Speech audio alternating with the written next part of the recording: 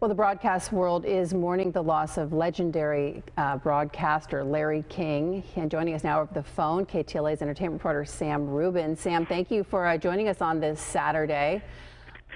I know that you've met him many times, interviewed him or he interviewed you, however it happened. Give me your first, when you heard that he had passed, tell me what was your first reaction? I think my first reaction is one of not surprise. He had been an ailing health Misha for some time.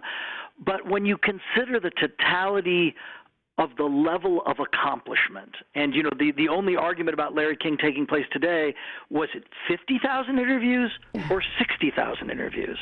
So, on the air for a quarter of a century at CNN, a 60-year career. And I think he just loved it. He thrived on it. And he came to our set in Los Angeles at KTLA on many occasions, and he would physically point to the camera, and he would literally say words to the effect of, "There, that's where it is. That's what I love doing," looking into that camera and realizing there were so many people on the other end of it. And the other thing is a lot of people talk about the necessity of, tremendous preparation. And he was the antithesis of that. He just wanted to have a conversation as if he had bumped into, Frank Sinatra on the elevator, or, any of the many presidents he interviewed, et cetera, et cetera, et cetera. He didn't really sit down with a series of copious notes. He just had his sort of own curiosity and, wisdom about the world, and it was a formula that, probably they wouldn't teach you in journalism school, but it absolutely worked for him and worked for his audiences. A lot of people might remember that Larry King had a phenomenal radio career and did one of these rare coast-to-coast radio programs that ran all night, and that whole, Sheboygan hello, the way he would greet callers and things.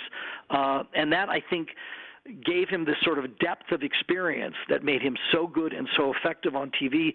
They're quoting Ted Turner, the founder of CNN, as saying his two very best ideas was, number one, founding and coming up with the idea of CNN, and then several years later hiring Larry King to sort of cement the reputation of CNN. Yeah, I just heard that as well. It's interesting. I mean, I honestly, to be honest, I didn't know that he had this long radio show for years and years. I feel like I knew so much about him, but I did not know that. And I'm looking forward to going online and actually listening to some of the older ones. What was he like off camera? Because he had such an ability to connect on camera. Was he that way off camera as well? Misha, this comes up all the time where people regarding well-known people, gee, what were they really like? And often there's this distinction that somebody on camera has all this charisma and they're very shy off camera, that, they're two different people.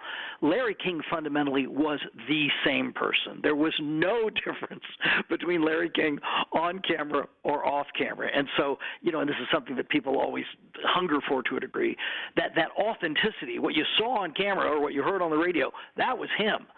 So he was very much engaged, and he had these routines that he enjoyed.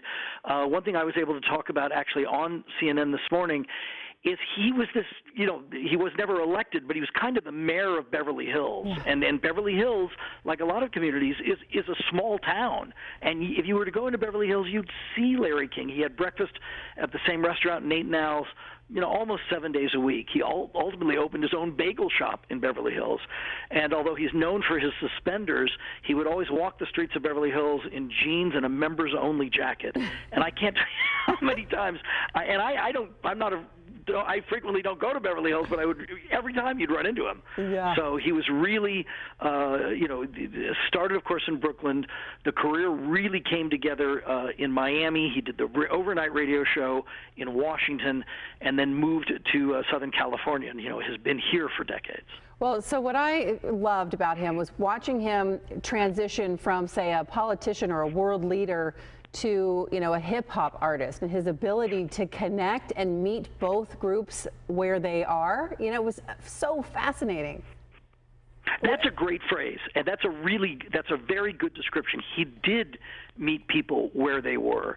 And I think what happens, and is sort of an advantage that, frankly, somebody like Howard Stern enjoys now, these people were excited to meet him. Yeah. And one of the phrases you're hearing over the course of the day is, once the show reached this sort of critical mass, everybody wanted to be on it. So it was this honor to be booked on Larry King. And he really had this potpourri of different guests. And one other thing that people are saying, which I think is so interesting, you never really knew his political affiliations. Whereas nowadays, the cable news hosts are clearly defined as this or that.